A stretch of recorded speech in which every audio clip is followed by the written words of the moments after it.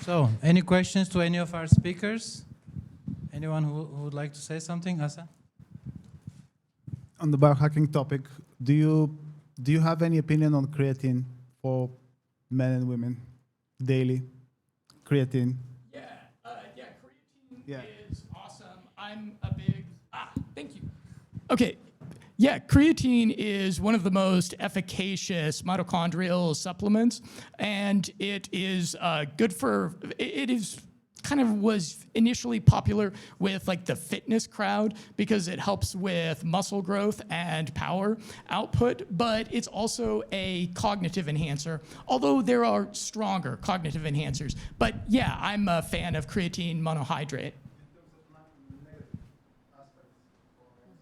Negative aspects, it has very few. It's one of the safest. Anyone else has a question for any of our speakers?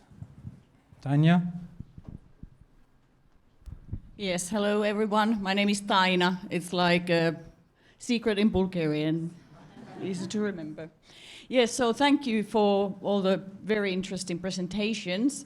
Yeah, so I just wanted to touch on that, what you said, that you kind of like, when you go on the zone, like sportsmen say, for instance, that you kind of have to push yourself into that like extreme creativity. But my experience is that sometimes it just kind of happens when you kind of like just empty your mind and you kind of reach that level that it just comes through you, rather than kind of like referring what you just said about being part of the universe. So it's kind of like that universal energy that kind of, that you are just the vehicle that is kind of comes through you. That's some of the things that kind of the most creative things that I have done is just that it doesn't necessarily take like a long time. And sometimes you hear from like singers, for instance, when they make their hit song, it took them like 5 minutes to write. They just write it and it just comes out. It's not kind of, doesn't sound like you need to, that they said, I really needed to push myself into that. Sure. Yeah, creativity sometimes strikes at its own time. The hacks that I was talking about will prime you for that. They'll prime you more for that moment when the universe flows through you. Another question from Maria? Okay, I would like to ask, is there a difference between male and a female when we're talking about creativity? What do you think? Yes, of course. You're asking the wrong guy. The mysteries of women are deep like the sea. Sorry, continue. I'm sorry. I meant the way you're pushing creativity, is it there a difference between both genders? Or many genders, as many as you want. Yeah, for example. My contention would be that it varies by individual. I mentioned nicotine, for example, and it's an awesome smart drug for me. I got 180,000 words this year out of nicotine, but for some people it's not. So I would say there's probably more variability between individuals than men, women. Jonathan, you skipped the part about the waves, theta waves, alpha waves. Can you elaborate more on this one? Oh, thank you. Yeah, so theta and alpha are the brainwave states that are most associated with creativity. And the way that I stimulate this, I might stand up again. Unless I'd love for the other speakers to stand, we can stand together. But yeah, so theta and alpha are most associated with flow state and with creativity. And I stimulate those with binaural beats. You all probably have heard of binaural beats. And then if I want to take that to the next level, so these brain waves, they become entrained with the frequencies that we are exposing ourselves to, and music is good for this. That's why music is the most popular drug in the world.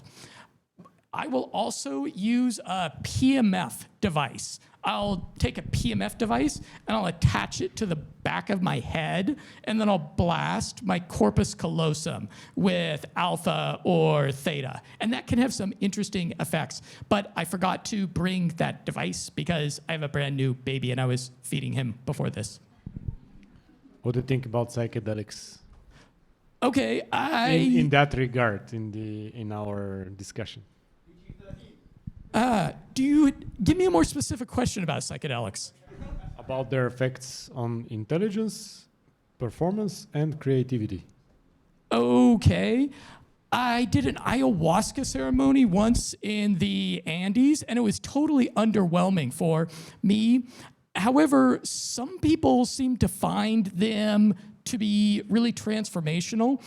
A couple of years back, I did a real deep dive analysis article on my website, limitlessmindset.com. I'll give you my card so that you can check that out. And I think the evidence is best with psychedelics for things like helping people with PTSD. I don't think the evidence is so strong on them as a generalized personal growth tool. And there was a study, I think it was out of Barcelona University, where what they were showing with psychedelics was that they increased openness to new experiences. They increased more kind of holistic thinking. But what they did was they decreased risk assessment. And so for me, I think that's not quite what I want out of my pharmacological tools. For the pharmacological tools that I use to change my psychology, I do want to have openness, but I want to remain savvy with risk management. So I just did psychedelics that once. I want to share just a brief story how I recovered from a brain injury. I had a very, very tough brain injury, and I had problems with memory, with speech, with work, everything. And I had enough brain power to Google scientific papers, and I found the Stamets stack. The Stamets stack involves mushrooms and vitamin B and lion's mane, additionally lion's mane mushroom. And the Stamets stack actually recovered my brain, helped me recover my brain a lot. So I think there is a lot of evidence in building new neural connections and with the help of the Stamets stack. So maybe we'll discuss later. We'll distribute some of this substance just outside. Now, okay, it's good. We have many different pursuits of happiness. I think chemicals is one. Some people get off Coca-Cola, some people alcohol, but actually that's only a helper, right? At the end, it is you, an individual, psyche, that has to deal with the physical and the spiritual torture of living, right? So life is not that pleasant, and we have to basically boost ourselves through it. We have a psychologist among us. Do you have any question for us to? It's sort of a meta question that sort of hovered over everything. Nobody really defined what creativity is. Yeah. I'd like to know from the speakers, how do you define creativity? Synthesis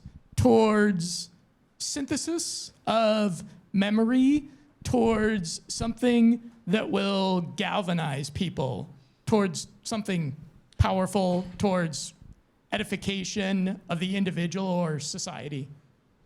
I don't think it has to be that sophisticated. Even opening your mouth and say something involves some creativity. But if you look at how babies learn, they throw themselves off cliffs and chairs, and they just throw themselves at danger, right?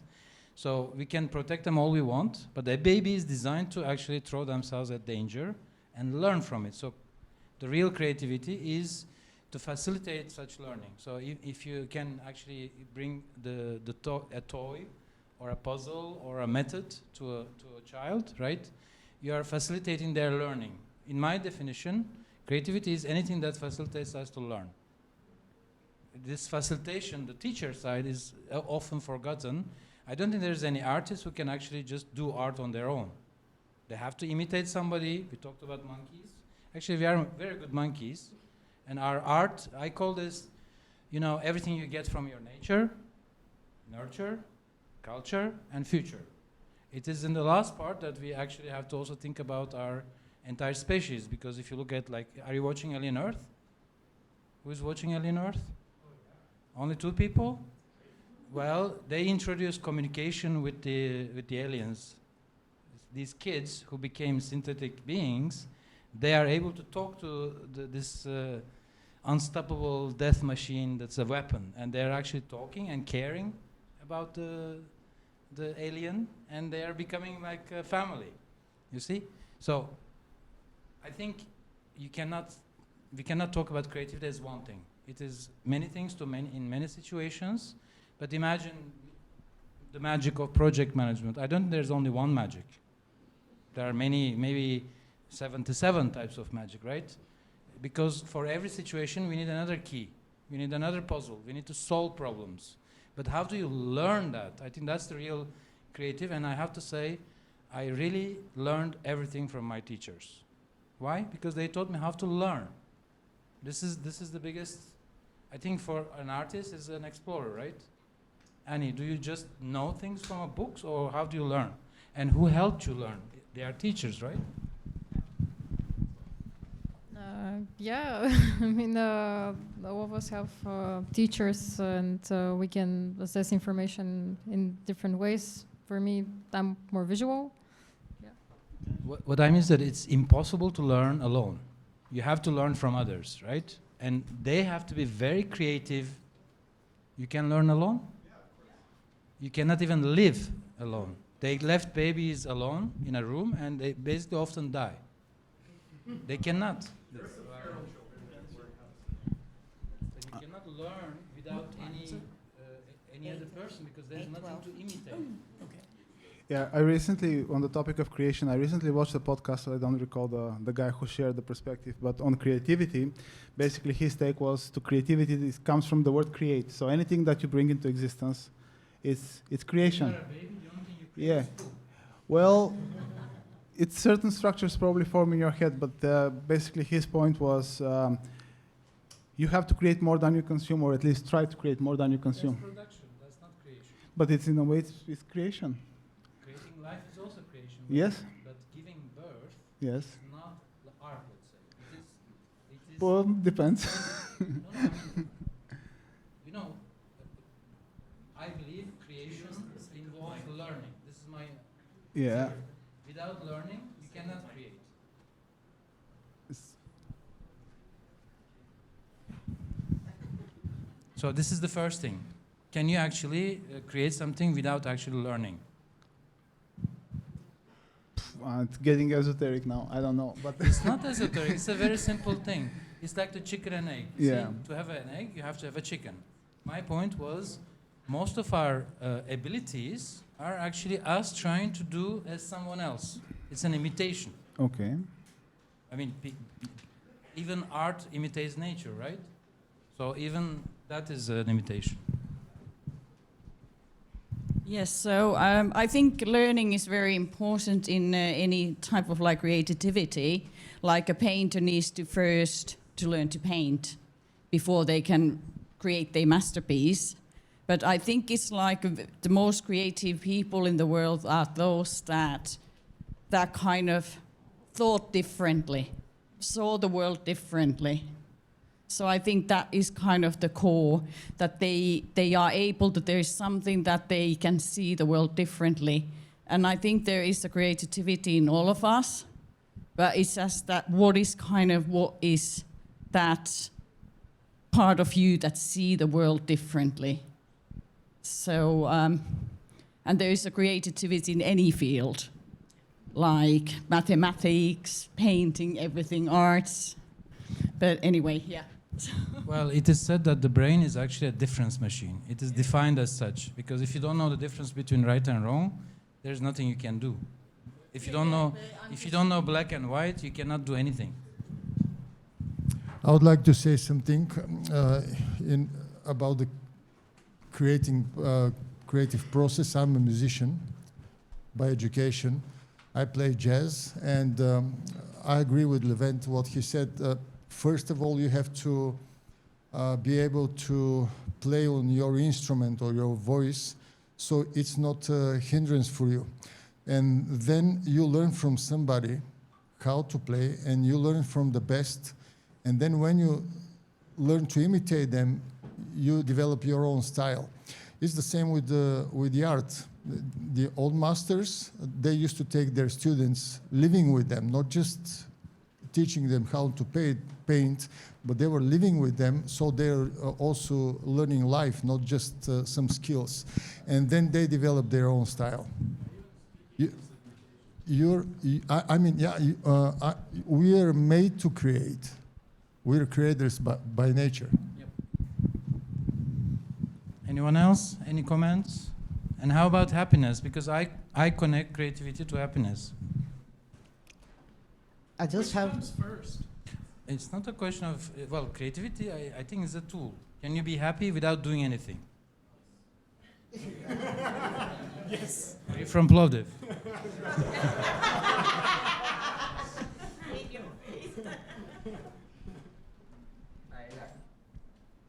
Well,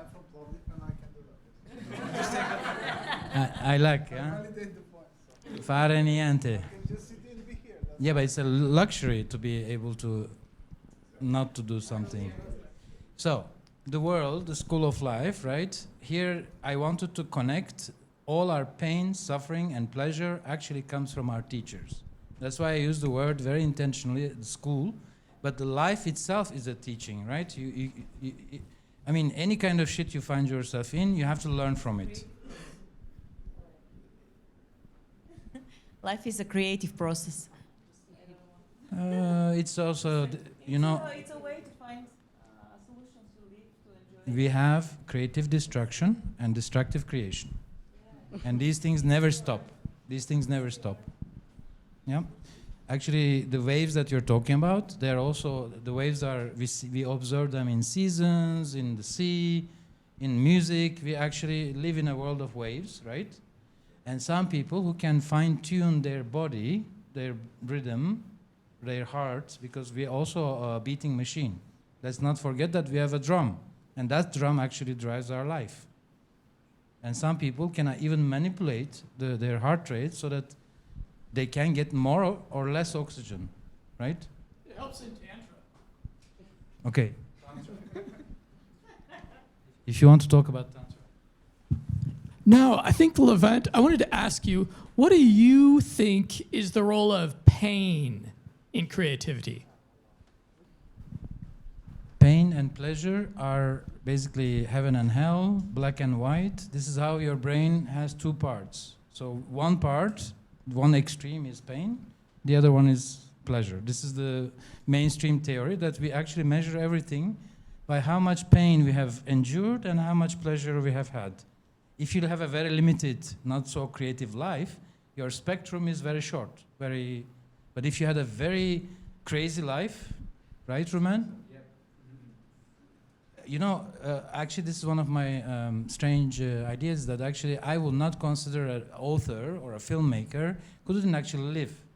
Because they are actually telling a story, but they didn't live the story. What kind of storyteller that is, right? In a way, their ability is technically good, but actually they cannot communicate. This is why some people like Spielberg, etc., if you look in their childhood, probably they had much more pain and pleasure than anybody else, because they can draw from that source. We have an actor, maybe he can comment on that.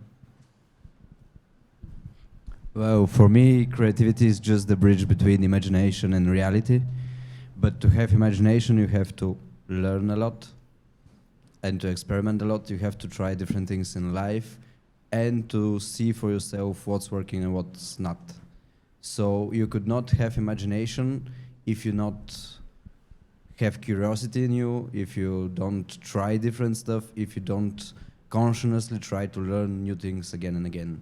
So that's my opinion overall. Agreed. If there's no more questions, we can go and enjoy drinks. I just wanted to add this one point about creativity. I have a different take on it. I just believe that lessons in life and all these learnings can make the output look better. But I believe that creativity is actually driven by the emotions, the feelings that you have. For instance, I am a dancer. I've never learned how to dance. But it's just like if I'm feeling sad, I'll be doing a contemporary routine. If I'm feeling really happy, I would be doing like a hip hop or a street outside. So that's what I say is a creativity. Last word from a very basic, my own perspective. I see creativity in two sides: as a solo act, where we are creating like an artist, it's inside out, and the creativity of a designer, where he has a client, a problem to solve. And just to connect with what you said before about pain, there's an expression I like to say: to be more creative, we have to marinate in the pain of the other. So there is empathy involved into creating something to solve for the other. It's just my definition of creativity is connecting with the others, having empathy, understanding their pains, and we become creative problem solvers. It's very basic engineer version. What is important to understand is that we are in a point in humanity where we seem to be knowing so much, and even asking ChatGPT about everything, right?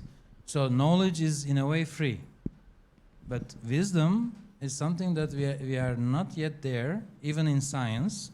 So most of the science, I think, is done, okay, who's going to pay for my research, right?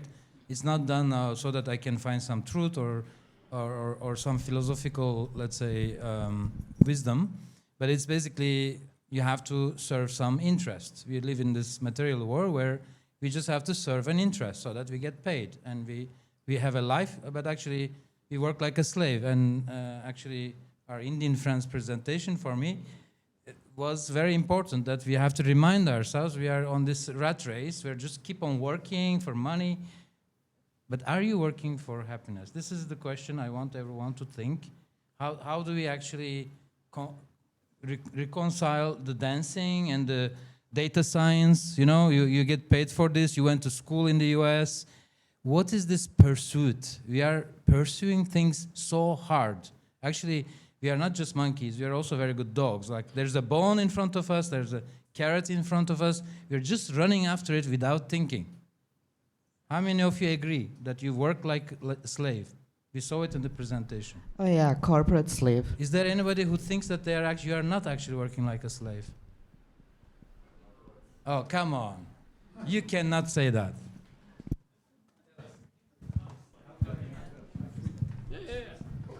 Yeah, I'm not working like a slave, and also I don't think, because I'm a manager of a team, and I also don't want my people to think that they work like slaves. I want this to be kind of a learning experience, something that they enjoy doing, and they are there because they want to do it, not because they are forced or in some other. So you are working in a very elite bubble, I think. It's not the truth of 99% of the workers. I don't think so. I think that my observations are that people are getting much more aware nowadays, and they are much more aware about their values, and they try to align their life with their values. So the percentage of people that are getting much more aware, self-aware, is growing, and I think we are much more than 1%. This is my point, that we are starting on that journey. So in a way, it's really good also to have a bit of a renaissance. Remember the ancient wisdom. There is so much of it that we need to recycle and remember, let's say. But going back, basically, it's wanting to create, but also the pursuit, the energy that we spend in this world is not always for the most creative things, right? That's actually how you can measure your life, how much of it you actually really feel joy of creation. If you can increase that, I think you already have a better life and a bit more happy. This was my point. And happiness is calling for some drinks and networking. What do you think? Thank you so much, everyone. Great discussion. Thank you.